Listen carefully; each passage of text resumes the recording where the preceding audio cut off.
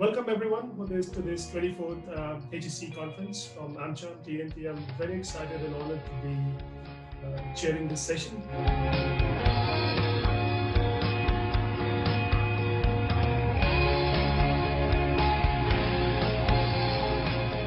Most of the time, humanity actually evolves only under very adverse circumstances.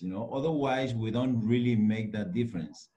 And we can talk about many discoveries that happened in history, and it only happened when the society was really struggling. And I think this is a huge opportunity for us to take it on the positive way, from all because there is some positives. We in TCL, we acquired Temex, the parent company, acquired TCL in 2017. And that company was broke. Banks were not willing to lend us money. So we were struggling a lot. And in the end, today we have survived so far. We have been implementing many changes in the company, and it has been all challenging and adverse time, and overcoming that has made us, I believe, much more strong. But I also think it has brought in a bit, as you were saying, Guillermo, around sort of the caring aspect and more empathetic leadership. But I think it's really brought to the fore things which we had talked about previously, but maybe it's just different lens into it around some of the human factors when you're also bringing in anxiety, fatigue, and actually then thinking, how does that impact on things? Because we're starting to see it in much more of a real sense. So I also think it's prompting more dialogue on and encouraging people to talk about that, both from a mental health and wellness perspective, but also can we improve how we are actually executing activities in a way that actually makes it easier for people? One of the greatest things that I see as having come to the fore is adaptability in itself. And I'll just give an example. Since 2018, I believe, we acquired Microsoft Teams, and we started deploying it in 2019. And we had a plan of this, sort of very traditional, gradual, phased rollout, to come over months. And then at some point we'll switch out with Skype and replace it, and so on and so forth. And then COVID hit. We had to work from home, and we ended up effecting the transition over 3 days.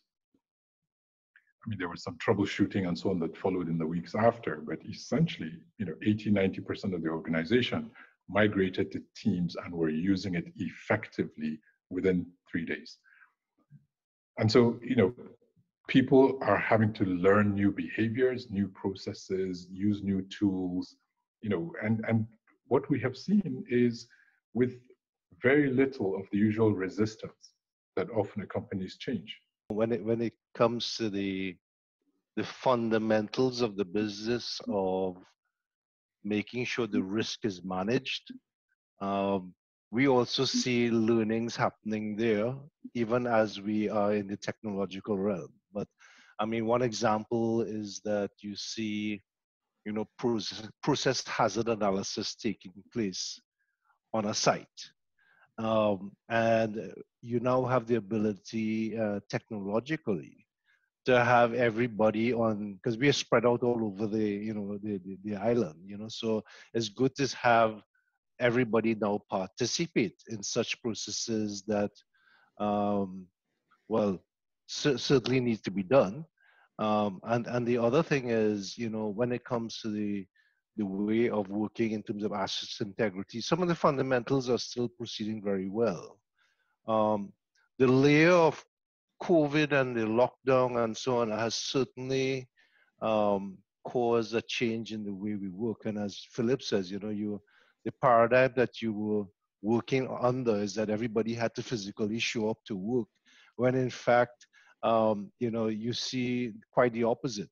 And the productivity in some of the areas and even technological innovation that's still going on is what continues to surprise me. So the adaptability has been along the lines of course, making our processes a lot more agile. I had the same exact experience with MS Teams, where we would have it in bits and pieces, and all of a sudden, well, all our board meetings, negotiations, employee meetings, everything is happening, in the same space.